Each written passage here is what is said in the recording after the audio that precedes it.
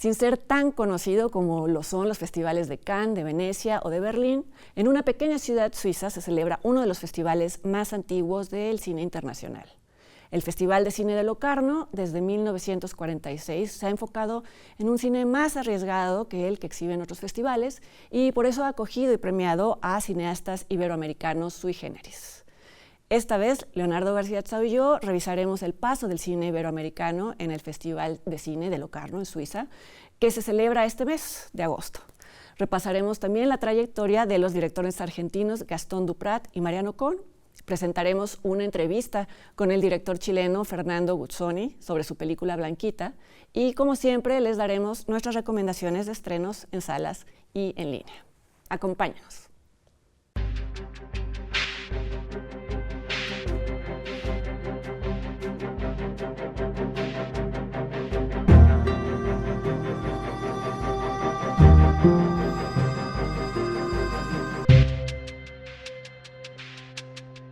¿Qué tal? ¿Cómo están? Muchas gracias por acompañarnos una vez más a esta emisión de Encuadre Iberoamericano. ¿Cómo estás, Leonardo? Bien, Fernando. ¿Y tú? Bien, también.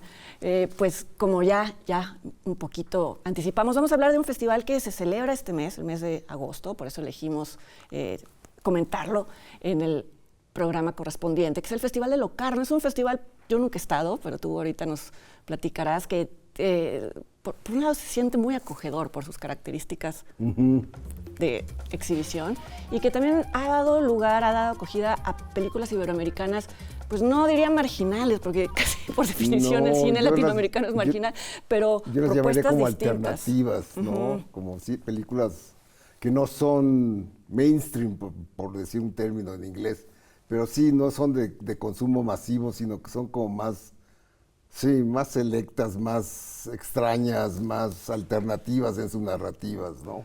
Y es un festival que ya, no es tan viejo como antiguo, Cannes, ¿sí? Es tan viejo, empezó el mismo año que Cannes, 1946, ya está en su edición 76, o sea que sí, es un festival muy serio, aunque no se le considera en la misma altura que Venecia, Berlín y Cannes, es como el segundo nivel de los A, igual que San Sebastián, o sea, son festivales importantes, pero no llegan a la de los super grandes, ¿no? Al nivel. Sí, y por eso optaron por ese tipo de cine, ¿no? Que de alguna manera los grandes festivales no quieren o no pueden programar y ellos los toman, ¿no?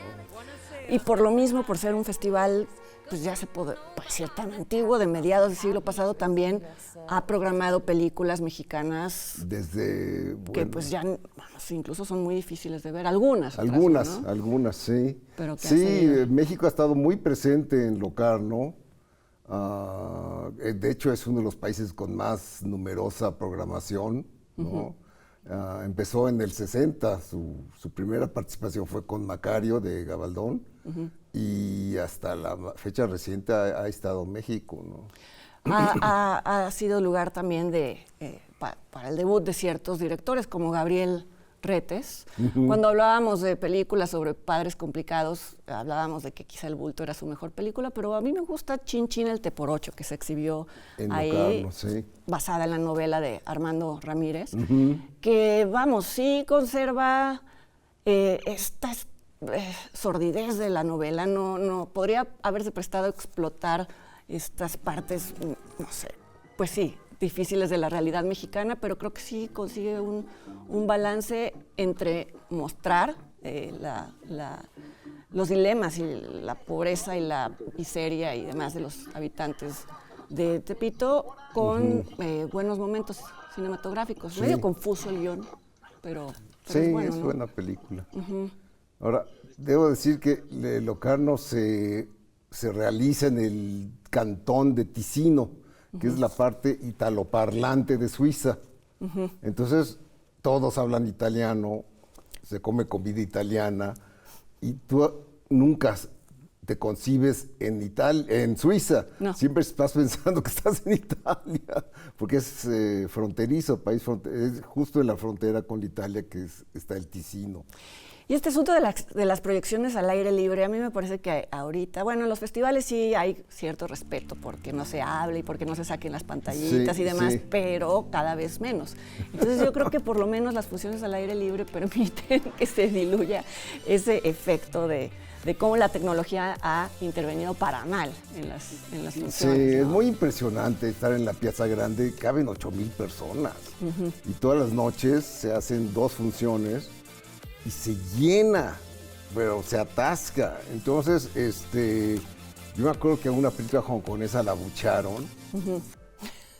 Y yo nunca he oído un abucheo más sonoro y más horrible. Digo, el pobre director ha de haber quedado muy, muy herido en su ego, porque sí fue muy sonoro, ¿no?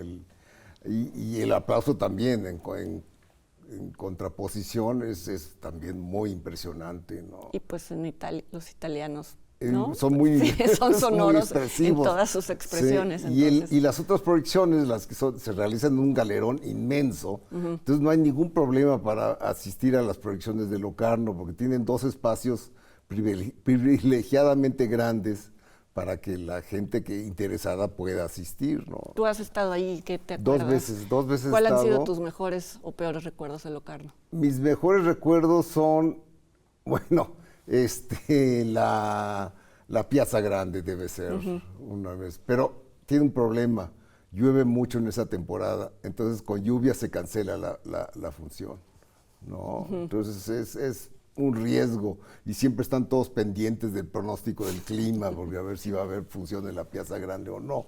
Yo me acuerdo que una película alemana la vi ahí, Lore se llamaba, que era de una chica alemana cuando ya se acabó la guerra. Y una película muy buena, pero empezó a llover como ya en el último tercio.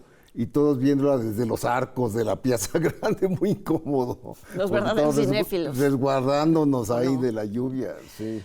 Hay que decir, antes de que se nos olvide, que México este año, es decir, en el festival que se está celebrando en este momento, tiene una retrospectiva, se le dedica una retrospectiva a México. Sí, de cine popular. Con muchísimas películas, 40 títulos. Películas, sí. Está hecho por la Filmoteca de la UNAM, sobre todo, está curada por la Filmoteca, con apoyo del IMCINE y de la Cineteca. Con copias restauradas de películas que a lo mejor nunca se habían visto. Y con subtítulos nuevos, porque muchas de ellas no se han visto. Nunca se han visto fuera de México. Por ejemplo, la mujer murciélago. No. Nunca se había visto. Bueno, la otra sí, Santo contra las mujeres vampiro, esa sí tiene culto. Pero esa posiblemente esa es como... No sé si van a exhibir la versión para adultos. Ya ves que esa es la película que se filmaron escenas con desnudos. No sé si van a proyectar esa versión para públicos extranjeros, ¿no? Sí. Pasa en todos los festivales, que hay directores que suelen ya ser asociados a un festival. Sí.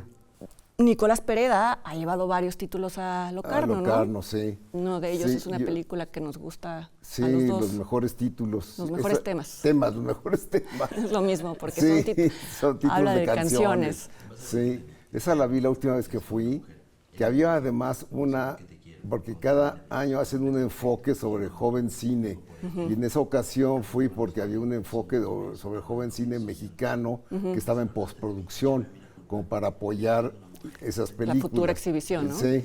Esas las películas yo siempre me pregunto cómo se reciben fuera, porque en este caso el protagonista, un poco el título, no todo, alude a eso, se la pasa repitiendo títulos de canciones populares mexicanas, porque vende CDs. Vende CDs, sí. Entonces no sé si eso afecta a quien no tiene idea de por qué hace eso, no lo sé. Yo no recuerdo la reacción del público, pero sí recuerdo que hubo mucha gente en la posterior conferencia de prensa, o sea que sí interesó a la gente como para quedarse y preguntar. Para entender de qué iba, ¿no? Sí. Es uno de los experimentos que suele hacer Nicolás Pereda, cambiando actores, recreando escenas. Y repitiendo cosas, ¿no? Y como en boca de distintos actores suena un mismo diálogo, puede ser distinto. También se estrenó, no sé si se estrenó, se exhibió ahí, supongo que se estrenó Perpetuum Mobile, ¿no? También, que ha sido una de sus películas más vistas. Sí. Sí, es un festival que digo muy interesante. Un problema es que solo puedes comer comida italiana. Pero eso no es un problema, ¿no? No, pero ya hay un momento en que ya el 10º día, no sé si dura 10 días, no, pero al 5.º día Ya dices, pizza otra vez. Pasta otra vez. Pasta. Sí, pero es muy curioso porque todo se unifica en torno a la cultura italiana, siendo que estamos en Suiza. Sí. Es raro. Te puedes ir al otro lado cuando ya te hartes. Te vas a comer fondue. Te vas a Zúrich. Sí. Sí. Estaba pensando en otra de las películas que también hemos comentado aquí a propósito de alguno de nuestros temas, que están de repente de Diego Lerman, sí. que es una película fresca incluso dentro de la propia filmografía de Lerman. A mí es la que más me gusta de él. ¿Sí?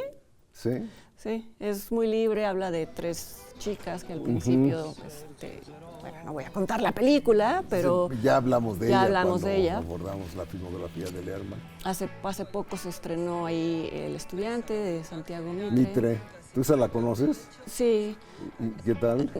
No me encanta, no es de mis películas favoritas, pero sí se sale también del esquema. Es que ahora Santiago Mitre pues ya es un director. No, con 1985. Entonces, bueno, esta es una película menor, no quiero decir de menos calidad, sino mucho menos espectacular. Claro.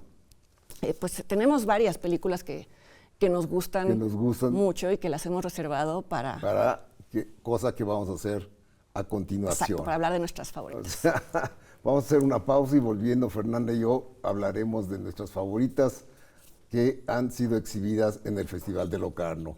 Quédense con nosotros.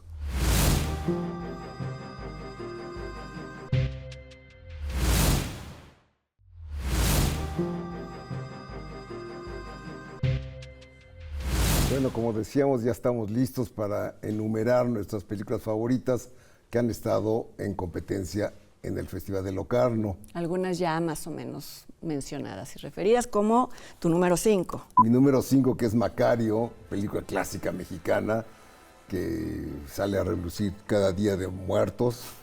Y es un clásico muy, muy popular, que a la gente le gusta mucho. A mí también me gusta mucho, aunque sí creo que comprueba lo que se le achaca un poco a Roberto Gabaldón, el director, de que es un poco demasiado académica, ¿no? Pero es una película inspirada, ¿no? Basada en un relato de Beethoven, con una muy buena actuación de Ignacio López Tarso, y pues la muerte confrontando a un campesino.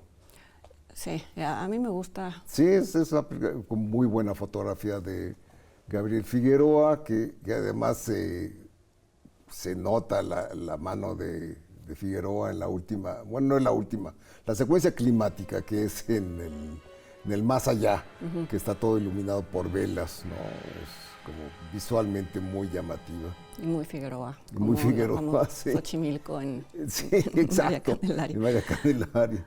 Sí, ¿Tu quinta es? Mi quinta es Gasolina, de Julio Hernández Cordón, una película, de las primeras la primera película de este director. Guatemalteco. Ahora ya hace películas en México, ya casi lo consideramos mexicano, pero esta es todavía hecha en Guatemala. Y yo me acuerdo haberla visto en el Festival de San Sebastián.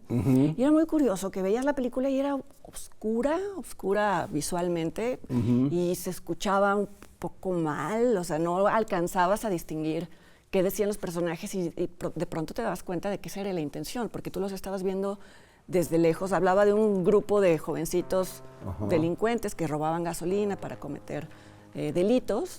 Y creo que eso, ahí está como la semilla de muchos recursos de Julio Hernández Cordón. Ganó el premio. Ganó Horizontes Latinos. Y estaba compitiendo con, pues, como las primeras películas de directores como Pablo Larraín y cosas así, o sea, con Tony Manero, me parece. En fin, o sea, estaba ahí como una camada de directores que serían y son importantes, pero también yo creo que al jurado le atrajo esta parte arriesgada de Julio Hernández Cordón, y de no traicionar a sus personajes en aras de que todo se vea claro y de que todo se entienda, porque muchas veces los veíamos detrás de una ventana, entonces es como verías cometer un delito y la inquietud que eso te produce. Claro. No sé dónde se pueda ver, porque... Yo no la conozco, de hecho. ¿No la has visto? No.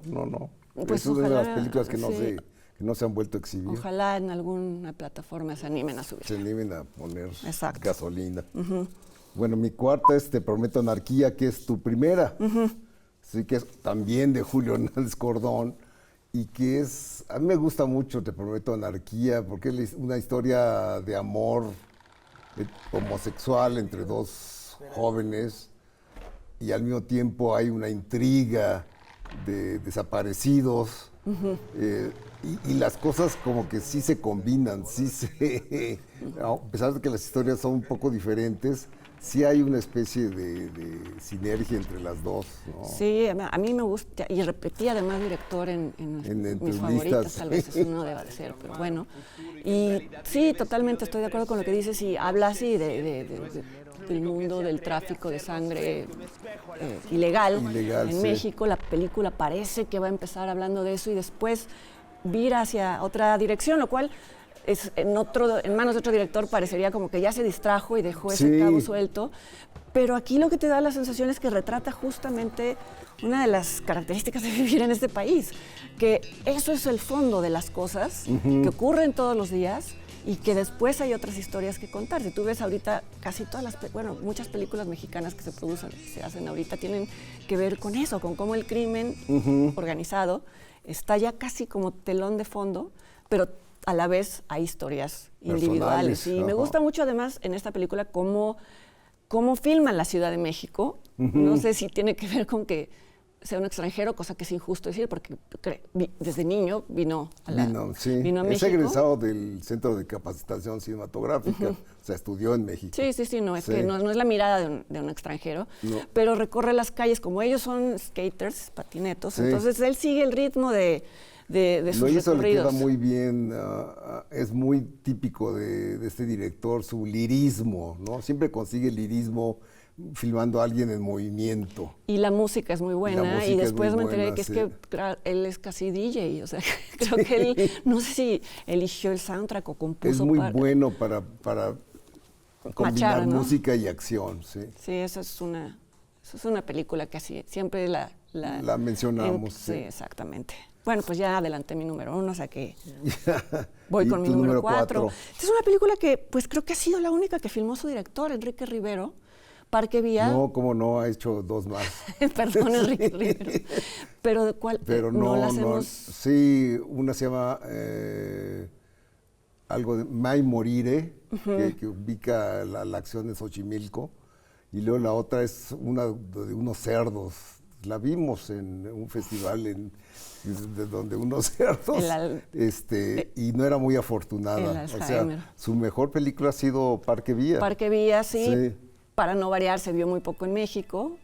Prácticamente no se vio. Era una historia muy cruda sobre una persona encargada de una casa. Parque Vía es una calle de una zona residencial en México. Entonces, bueno, eso alude a alguien que cuida una casa y que ha sido trabajador para una familia durante mucho tiempo. Se entera de algo que no le gusta y pasa algo tremendo. Es una película muy cruda, pero creo que muy efectiva, y que adelanta muchos temas y muchas películas que vemos hoy. Que veremos después. Sí, es buena película. Lástima que después no concretó las virtudes de Parque Vía en sus siguientes películas. Ya me angustió que no me acuerdo haberla visto, pero bueno, la buscaré. Mi tercera es una película que me gusta mucho y que causó controversia, se llama Navajazo, de Ricardo Silva, que es una especie de documental. No sé si es un documental o es una ficción, creo que es su virtud, porque es como una película filmada en una realidad postnuclear, ¿no? Todo se ve como devastado. Es una película, yo la vi en Durango, en el festival, cuando era parte del jurado, y era un jurado compuesto por Geminiano, Pineda, que ahora tiene una distribuidora en México. Caníbal, Paula Markovich, Natalia Beristain, que ahora es una eminente directora, y Daniela Latorre. O sea, éramos un muy buen jurado. Y cuando acabó la proyección dijimos, esta es la buena. Los 5 al unísono dijimos, esta es la ganadora. O sea, fue absolutamente unánime, ¿no? Que eso es lo que confirma la hipótesis de que muchas veces estas películas que no son perfectas y pero que están vivas, ¿no? Sí. Que no están planeadas para hacer esto o aquello y que se les salen incluso tal vez a veces de la mano a los directores, pero que ahí está una búsqueda y que no necesitas que todo tenga sentido. No, claro, es una película muy indisciplinada. Yo creo que es una de sus virtudes. Irritante por momentos. Sí, claro. Pero es una película, como tú dices, viva. Y me acuerdo que fue cayó de sorpresa que ganara, ¿no? Sí. Porque otras eran pues mucho como más. más convencionales y tenían calidad, pero esta fue la que realmente nos arrebató. Dijimos, esta es buenísima. Y por supuesto no se puede ver en ningún lado ahorita, En ningún ¿no? lado O sea, se puede ver ya se las Navajas. platicamos más o menos. Pero igual y la encuentran por ahí. Por ahí, sí. No se editó en video. Encima está en video. Yo la tengo. O sea, que qué si bueno. alguien... Si alguien viene a México y se la interesado, pide a Leonardo y demás, Sí. y le paga por eso y todo. tu número 3. Mi número 3 es una película que recién cumplió 10 años y con motivo de eso la subieron a Netflix, o sea que es de las que sí Ahí se pueden está. ver. Ajá, es Los insólitos peces gato, que es la primera película De de Claudia Claudia Sanluz, que es una sí. directora que es muy interesante su carrera, es muy prolífica, algunas películas... Muy versátil. Sí, Cambia de registro. de registro, de tono. Sí. Algunas son logradas, otras no tanto, pero a mí me gusta justo eso, que se sale de lo que ya podría haber conocido bien y seguido ese camino. Sí. Y esta película, además, en su momento, creo que adelantó muchas cosas sin caer en varios vicios que tiene que ver con el llamado cine de mujeres o para mujeres. Habla de una chica Una madre, ¿no? Una madre, de una madre que... Elisa Owen. Elisa Owen, Sí. que se le diagnostica que está infectada del virus de VIH. VIH, algo que rompe un tabú, ¿no? Que es que las Sí. madres no se infectan de VIH. sí, exactamente. Entonces, bueno, eso ya es ya era un paso arriesgado, pero además es muy conmovedor y muy esta palabra que es difícil de decir sin que sí, o sea, sí es entrañable y sí conmueve la dinámica de cómo se va acercando esta niña desconfiada de una familia a una familia muy bien constituida y al final, bueno, hay una tragedia, pero hay una resolución. Sí te conmueve mucho y a mí me cuesta mucho decir esto porque odio el sentimentalismo. Sí, así claro. que cuando una película logra conmoverme, Claro. entonces me parece que que ya sí es... tiene algo, Sí, tiene alguna algo. virtud, Bueno, sí. sí, y la fotografía, la directora de fotografía de Claire Denis, que es Añe sí. Barda. Sí. Es notable eso, ¿no? Que haya Sí, colaborado con ella en una su primera con ella, película. sí. Muy buena película, a mí también me gusta mucho. Y muy Los buena Sordos ópera Peces prima, ¿no? Gato, sí, sí. Sorprendió, porque nadie se la esperaba. Nadie se lo espera. Yo creo que la vi en Morelia, ¿no? Se estrenó en Morelia. Seguramente. Sí. Sí. Bueno, mi número 2 creo que es la misma que tú, Pájaros de Verano. Coincidimos, sí. En la misma posición, Pájaros de Verano de Ciro Guerra y Cristina Gallegos, que es nada menos que la historia, el origen del narco en Colombia, hecha de una manera visualmente muy rica, que realmente a mí me encantó cuando la vi en Toronto, me parece, y yo dije, qué buena película que logra algo tan complicado que es hacer película de género, porque es una película gangsteril. Exacto. Pero al mismo tiempo es una película sobre Colombia, es una película como una visión personal de la historia colombiana. Es una historia de amor, Sí. desdichado, con Sí. Montescos y Capuletos, Como ¿no? Romeo y Julieta, tal cual. Sí. Y ha recibido muchísimos premios. Yo creo que ha sido una de las mejores películas de Ciro Guerra, ¿no? Bueno, Sí. no, que me choca decir eso porque también me gusta El abrazo de la serpiente Sí, y otras, ¿no? Pero es estupenda película, que además se puede ver en Amazon Prime Video. Esa ok. sí ya la pueden ya la pueden ver. la pueden ver. Bueno, mi número 1 ya la comenté, que es Te prometo anarquía, así que vamos con tu número 1. Mi número 1 es En el balcón vacío, de Yomi García Scott, que es una película que por razones personales a mí me conmueve mucho, porque es la historia del exilio español en México, cosa que es insólito que nadie más lo haya hecho. Siendo una generación Completa de intelectuales. que aportó tanto en el cine, en la Sí, literatura, en todas las áreas. En todas las áreas, en la educación y tal. Y fue la iniciativa de Yomi García Scott, su mujer entonces, María Luisa Elío, y de García Riera, el crítico Emilio García Riera, que colaboró en el guión. Y fue una película que se filmó en fines de semana, porque todos tenían ocupaciones, nadie era cineasta profesional. Y con una cámara de 16 se iban a locaciones muy bien seleccionadas para que dieran el gatazo de que era España, ¿no? Porque es la historia del exilio de una niña y ya adulta, sus reflexiones sobre el pasado, sobre la historia, sobre la nacionalidad que ha perdido, ¿no? Muy influida por la nueva ola francesa. Por ahí se decía que debía llamarse Pamplona Mon Amour, ¿no? En homenaje a Hiroshima Mon Amour. Pero es una película realmente muy conmovedora. Pero incluso que se pueden hacer paralelos con la nueva ola francesa en el sentido de que esa generación fueron críticos metidos al cine. El cine, claro. Y lo hacían con un entusiasmo enorme y con buenos resultados. Sí, con resultados. Sí, pues bueno, García Márquez dedicó 100 años de soledad a Yomi. Sí, así que por si no lo ha... Sí, no. Es de ese tamaño fue. Exacto, y muchos intelectuales, como sucedía en el cine, aparecen en pequeños papeles. Aparece José de la Colina como un hombre que aparece y señala al fugitivo. Es también un quién es quién del exilio español en México, ¿no? Pero sí me parece rarísimo que nadie más haya hecho otra película sobre el tema, ¿no? Habrá que ponernoslo de tarea. Buscar, sí, quizá sí. haya alguna. Olga, alguna otra. Bueno, pues estas fueron nuestras películas favoritas estrenadas en el Festival de Locarno. Y ahora les vamos a pedir que no se vayan, porque al regresar vamos a revisar la filmografía de los directores argentinos Mariano Cohn y Gastón Duprat, y les vamos a presentar una entrevista que realizó el Canal 22 con el director chileno Fernando Guzzoni, director de la película Blanquita. No se vayan.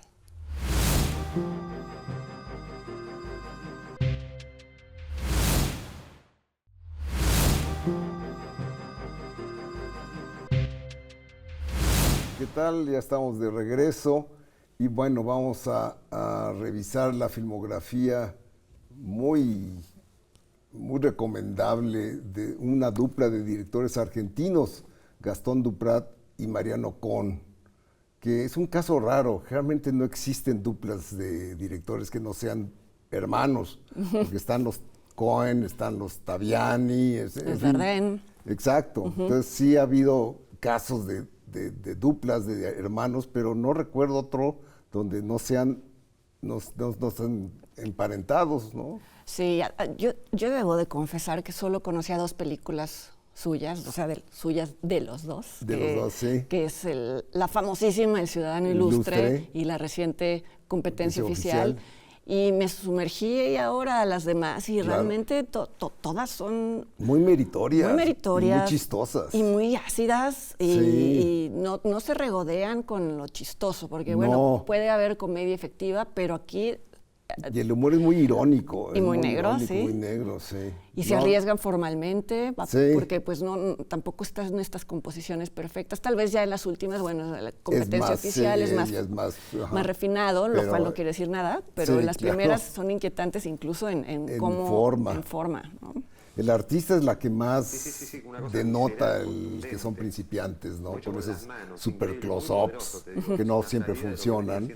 Y es la película que yo creo que es la más monótona, porque se basa en una sola situación, que es la de este artista frustrado. Que es un enfermero en una casa de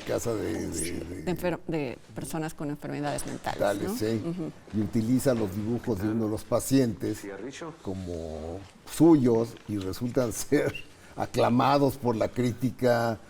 Tiene exposiciones muy exitosas, en fin, le va muy bien siendo este falso artista. Y meten ya lo que va a ser como el tema en el que se especializan, que es la crítica del esnobismo y del elitismo. Y de la pretensión. En los mundos del arte, del cine y demás, ¿no? Y de la crítica. De la crítica. Dicho sea de paso. Ay, sí, totalmente. Además lo reconoces, o no sé si estamos ahí representados. No lo sé, pero sí hay una... no. De buscar cosas donde no las hay, ¿no? Sí, y esto que pareciera genialidad de este artista... Cuando le preguntan, ¿y con qué otros artistas latinoamericanos te comparas, y él con quiénes hay, ¿no? Y todos lo interpretan como un gesto retador, ¿no? Y él realmente no sabe, porque no sabe nada de arte. Entonces, navegar para él en este mundo insoportable, insufrible, también navegar para este artista, pues resulta desconcertante, pero como todo es una postura y todo es una...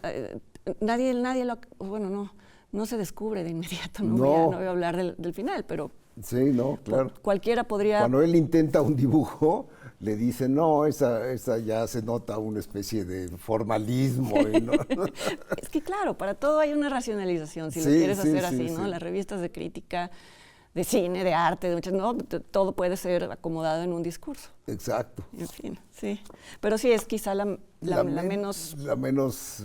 eficaz, vamos a llamarlo así, ¿no? Exacto. El hombre de al lado me gusta mucho. Fue la primera que yo vi de ellos.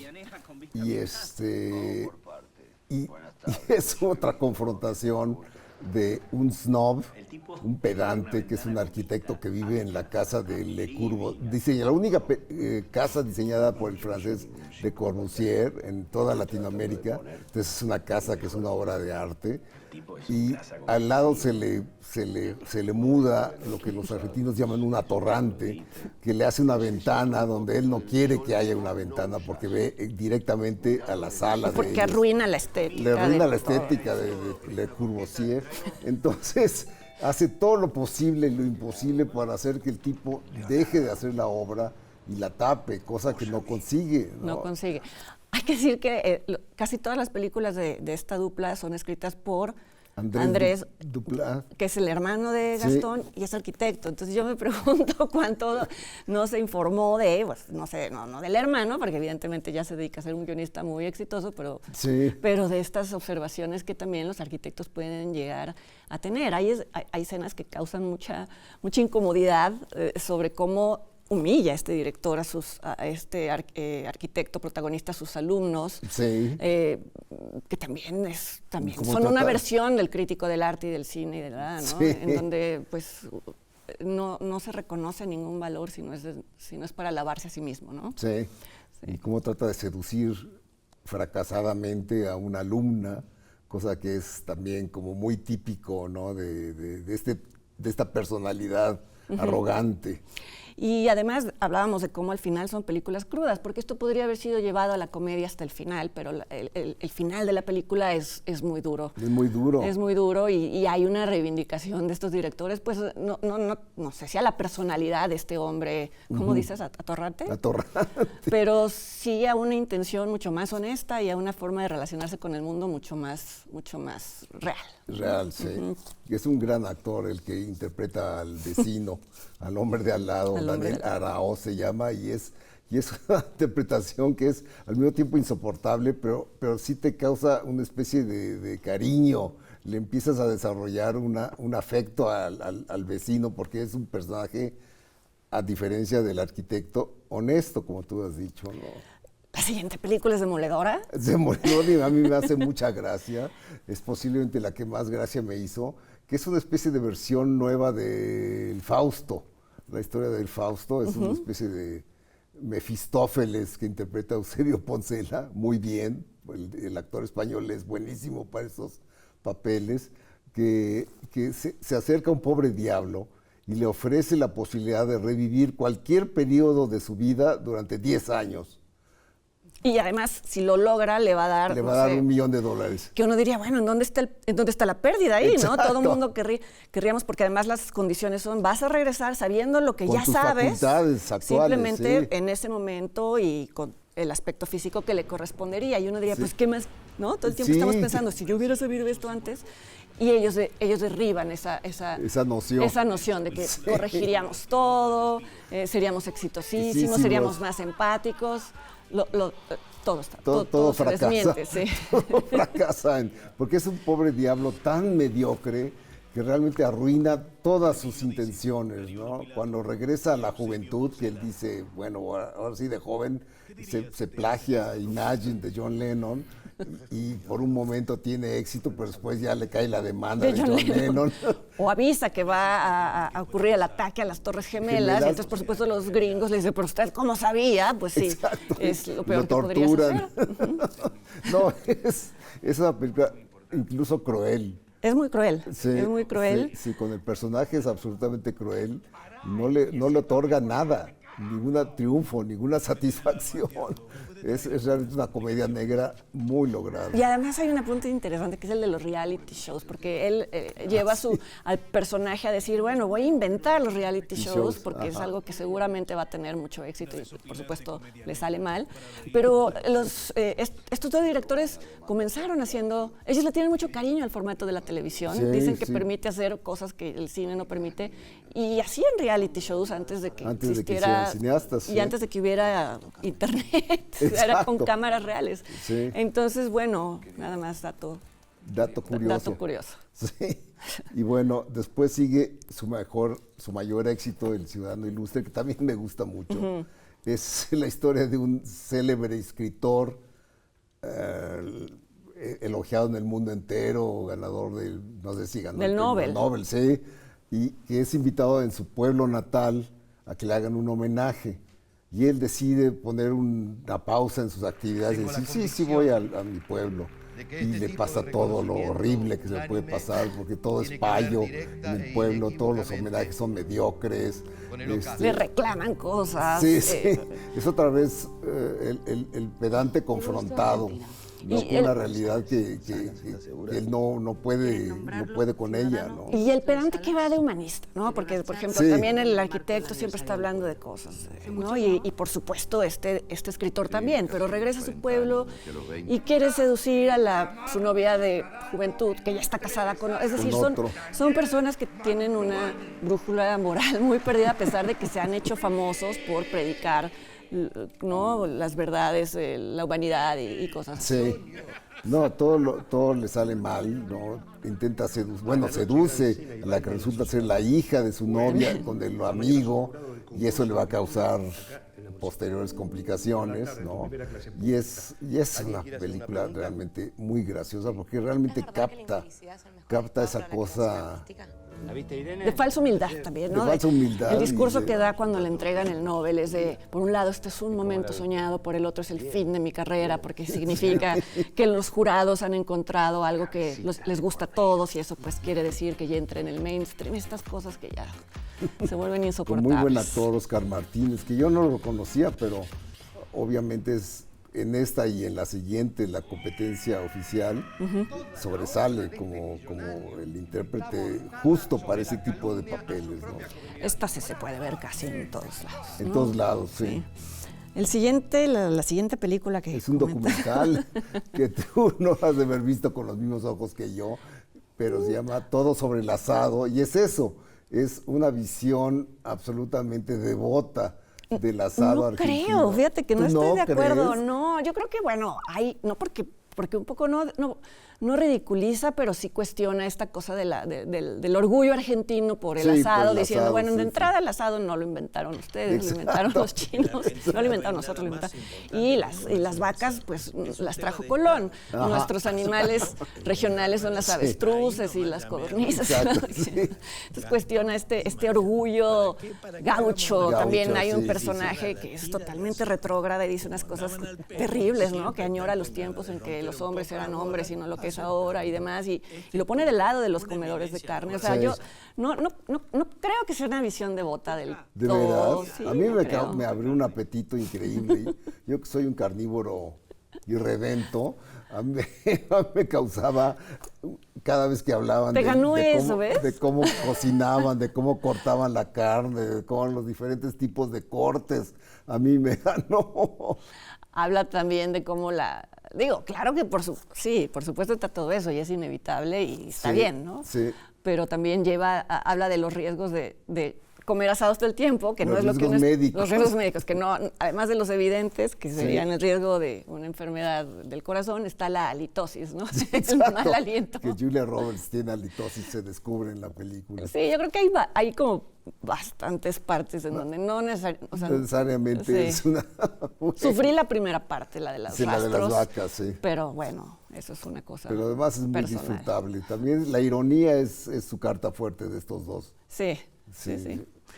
Y finalmente, pues también una película que se ha visto, se puede ver ahora también en Prime Video, que es Competencia Oficial, que es el proyecto de un rico que quiere hacer una fórmula para hacer una película de arte. Que sea claro, un rico que no tiene ni idea de Ajá. nada, pero quiere que sea una película de Y arte. entonces contrata a la directora más Pretencioso. pretenciosa, que es interpretada por Penélope Cruz, y confronta a dos actores polarizados. Uno que es Antonio Banderas, interpretándose a sí mismo, y el otro es Oscar Martínez, que ya mencionamos, que es un purista de la actuación, ¿no? Uno que es Maestro una de estrella. teatro, no se Sí. vende a Hollywood como el otro. Como el otro, sí. Rechaza todas estas cosas de los ejercicios. Él sí tiene que tener muy claro de dónde viene y a dónde va. Exacto, Y, el método. ajá. Sí, y esa confrontación nuevamente entre dos opuestos es la que le da más humor. También las pretensiones de la directora son chistosas, pero... ¿A ti me acuerdo que te pareció sobreactuada Penélope Cruz? Sí, sí, me pareció un poquitín sobreactuada, sí. Sí, pero Antonio Banderas está muy bien. Está muy bien, Vamos, burlándose de sí mismo, está estupendo. realmente es un actor que quien lo sabe dirigir, pues bueno, Almodóvar por supuesto, pero creo que mucha gente se quedó con la idea de que es el actor que va a Hollywood y entonces es el mal actor, porque Hollywood hace malos actores No, a y veces a porque no buenos es su actores. idioma el inglés, ¿no? Sí, Y eso es evidente. pero es realmente un actor que sí tiene Sí muchos sabe, registros, sí. Y supo entender el chiste de esta película, ¿no? Sí, que al final el arte vale madres, Sí, porque sí, lo que exacto. importaba era llegar acá, ¿no? Exacto, Donde se un supone que había que festival, llegar sí, y a sí. costa de cosas terribles, como ya verán. Exacto. Si ven la película. Pues corre el rumor, además de que está inspirada la directora en Lucrecia Martel. Yo no le iba a decir no, para que no sé si sea cierto, pero corre es muy chistoso, fuerte. De pero es pronto, chistoso. al final, Penélope Cruz aparece varias veces con los lentes estos como de gato, De gato que usa Lucrecia Martel. Entonces, pues sí, todo puede ser. Viniendo de unos argentinos, pues se Puede ser un pueden chiste privado. Sí. Así como cada quien se puede burlar de su propia familia, pues quizá ellos tienen más derecho, ¿no? Exacto. Bueno, pues este fue un repaso breve por la filmografía de Gastón Duprat y de Mariano Con. Y a continuación, como le habíamos anunciado, les vamos a presentar una entrevista que hizo el Canal 22 con el director chileno Fernando Guzzoni a propósito de su película Blanquita, que se estrenó en México.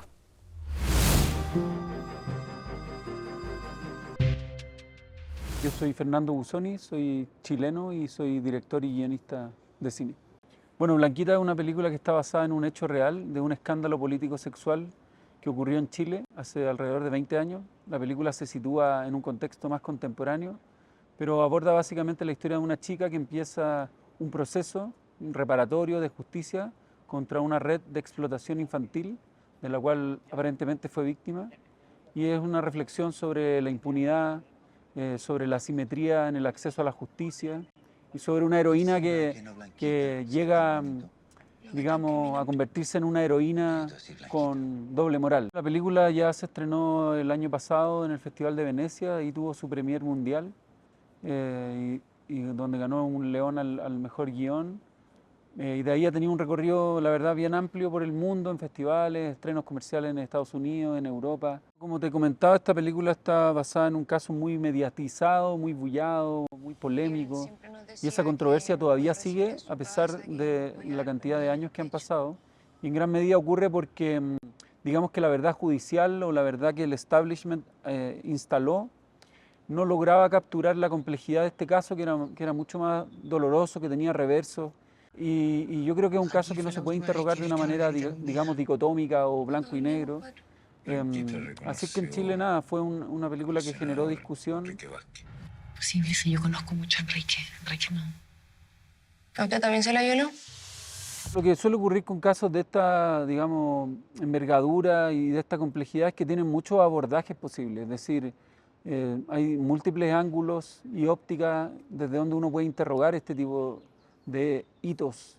Entonces yo creo que lo que tiene de particular esta película es su punto de vista y de cómo aborda el centro de gravedad del relato en una chica joven, y cómo problematiza su figura y cómo problematiza y tensiona su dilema, y cómo los otros personajes también son parte de un engranaje, de un dispositivo donde todos pareciera que están al servicio, digamos, de un juego de ajedrez, y donde ella no representa la imagen, digamos, santificada o pura o higienizada de lo femenino, que es algo que a mí me interesa, sino que es un ser humano complejo que elabora su contradicción, su ambigüedad, y eso me parece que es un valor que tiene la película. Él está mintiendo.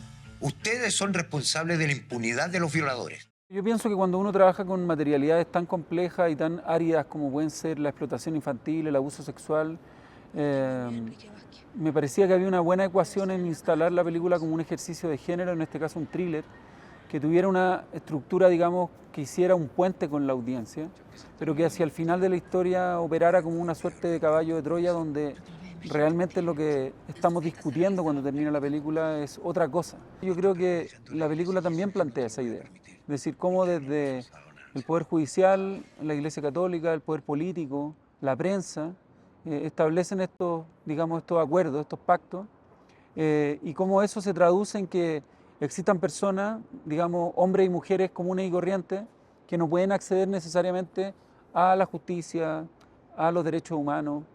Entonces me parece que hay una pregunta también muy, digamos, transversal sobre cómo opera la justicia y de cómo se construyen estas especies de hoyos negros de impunidad. Las buenas mentiras se arman con verdades.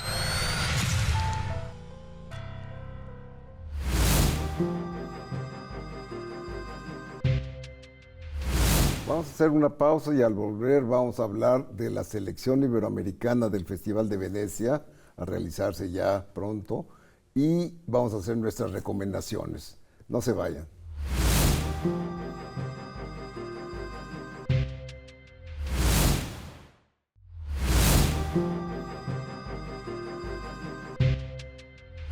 Y bueno, justo el día en que estamos grabando este programa se anunciaron las películas que se van a proyectar en el ya muy próximo Festival de Venecia. Venecia, sí, en su 80 aniversario. Es el festival Vale. más viejo del mundo. Fue creación de Mussolini, como sabemos. ¿Qué le vamos a hacer? Y lo que queríamos comentar aquí es que en la selección oficial, en la competencia oficial, están incluidas 2 películas latinoamericanas. Sí, Memory, de coproducción de Estados Unidos y México, de Michel Franco, y El Conde, de Pablo Larraín, de sí, Chile. Que es una especie de regreso a sus temas. Sí, después de haber hecho películas en el extranjero, Sí. regresa a hacer una Chile. especie de comedia negra sobre Pinochet y los dictadores que se niegan a morir, por eso El Conde. El Conde, Drácula. claro. Y en Horizonte a secas, está la película El cielo abierto, que es escrita por Guillermo Arriaga y dirigida por sus hijos. Sí, por Mariana y Santiago Arriaga, sí. Sí, Tú ya la viste, ¿verdad? yo la vi Sí.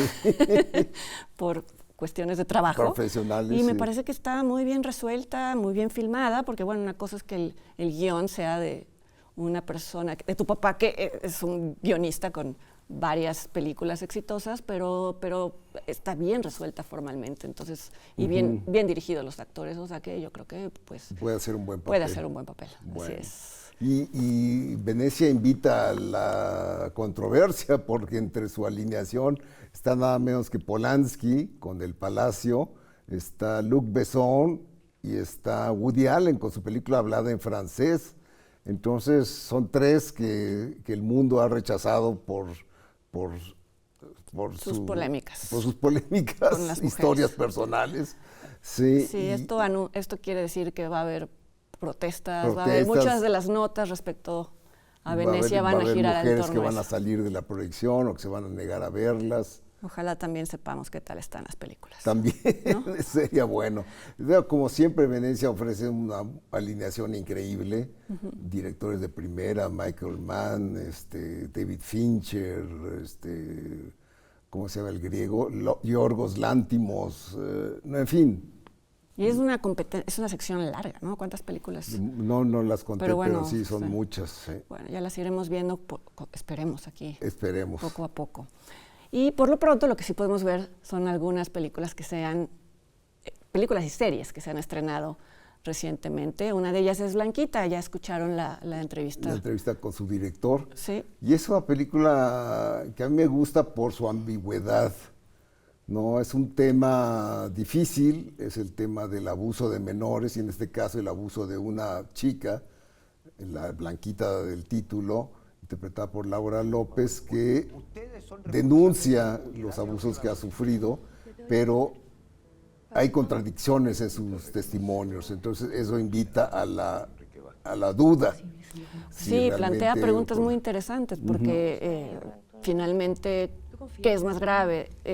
Ella lo hace por denunciar a un grupo de pederastas y se arriesga. Entonces, al final, ¿quién resulta el castigado? No necesariamente los pederastas, ¿no? No, claro. Entonces sí, le da un giro muy, muy interesante a lo que siempre solemos decir. Si hay una sola contradicción, entonces ya no se debe de... Ya no es válido. Ya no es válido, pero pues si lo ves en un contexto mayor y en este caso, que además está basado en un caso real, sí. te hace repensar todo. Y además, pues sí, es un thriller que se hubiera podido ir por ese lado, por el lado de... Por un lado más sórdido, quizá más... interesante para quienes quieren ver un thriller, pero me parece muy, muy arriesgado para bien que se concentre en esta parte de la ambivalencia. Sí, que además un escándalo que afectó a un senador y a un empresario muy importante, ¿no? Claro, que además, bueno, no es spoiler porque ya sucedió, Sí. que incluso no niegan los cargos de los que se les acusa, claro. Pero pues son intocables y pues como no coinciden exactamente las declaraciones, pues ya se pueden ir a cenar tranquilos a su casa, ¿no? Bueno, tú viste, yo no lo he visto todavía, pero tú viste el documental La Dama del Silencio. Sí, es dirigido por María José Cuevas. Ella ya había dirigido Bellas de Noche. Bellas de Noche, un documental que también se puede ver en Netflix.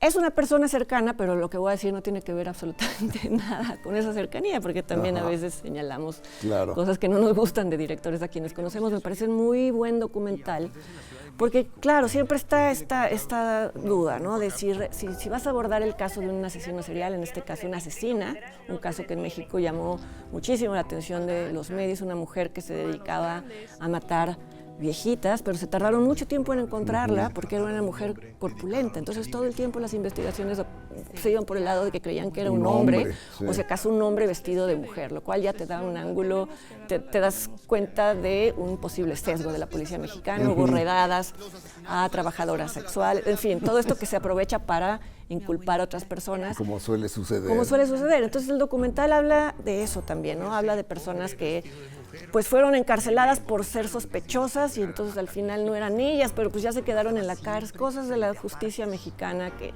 siguen sucediendo y también muchos documentales dicen vamos a enfocarnos en las víctimas y a la hora solo hablan del asesino. Aquí ni siquiera aparecen entrevistas, o sea, esta mujer sigue encarcelada, pero no hay entrevistas con ellas, sino están las historias de las víctimas, de los familiares de las víctimas. O sea que sí hay un muy buen trabajo de investigación y de recreación. Yo creo que vale la pena verlo más allá de que sea de una persona que no conozco. Sí, claro. No, y también está el programa El Encargado, que es precisamente de Gastón Duprat y Mariano Con. Yo solo he visto 2 capítulos y no me ha encantado. ¿No te encantaron? No.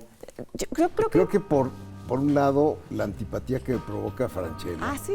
Sí, no me resulta simpático y me parece un personaje el que él interpreta untuoso y es que eso es sí, es el encargado de un edificio, sí. Que se da cuenta de que va a perder su trabajo y entonces siembra intrigas con los habitantes, se dice, con los inquilinos de un edificio en una colonia pues rica. Es un edificio de lujo. Buenos Aires, ¿no? Sí. Pero yo creo que justamente es una persona, o sea, el personaje se representa como alguien súper hipócrita, ¿no? Sí, halaga a todos y tiene esta parte. Y al mismo tiempo tiene una intriga personal de venganza. Sí, creo que tiene que ver con el formato de la serie, ¿no? El hecho de que hay que hacerlo tal vez más consumible para más personas y demás. No está esta crítica al esnobismo de las películas, tal vez en el caso sí de algunos de los inquilinos, pero no del mundo del arte, ni eso, que creo que eso es lo que mejor consiguen los cineastas. Pero yo ya ¿Ya la viste completa? Ya casi. Entonces, está en Star Plus, está ¿verdad? En Star Plus, así Bueno, es. pues alguien quiere completar su filmografía de Duprat y Con, ahí está El Encargado. Y pues bueno, con esto concluimos. Muchas gracias, Leonardo. No, gracias a ti. Gracias sobre todo a ustedes que nos acompañaron en una emisión más de Encuadre Iberoamericano, que como saben es una plataforma televisiva que busca dar difusión a las producciones iberoamericanas, su presencia en festivales, su exhibición en plataformas, su exhibición en salas y todo lo que podamos decir sobre la producción de estos directores, guionistas, actores, actrices. Nos vemos el siguiente mes, cuídense mucho.